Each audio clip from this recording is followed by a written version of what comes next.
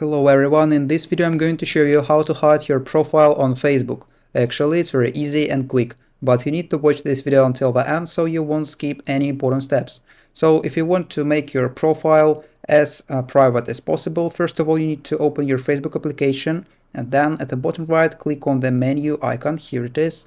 Then at the top right corner you need to click on the settings icon and then you need to scroll down until you find how people can find and contact you. Then you will see different options. First of all, you need to click on the first one option who can send you friend requests, and then you need to choose friends of friends and then save button. Then you need to click on the second option who can see your friend list, and then click on the only me, then save again.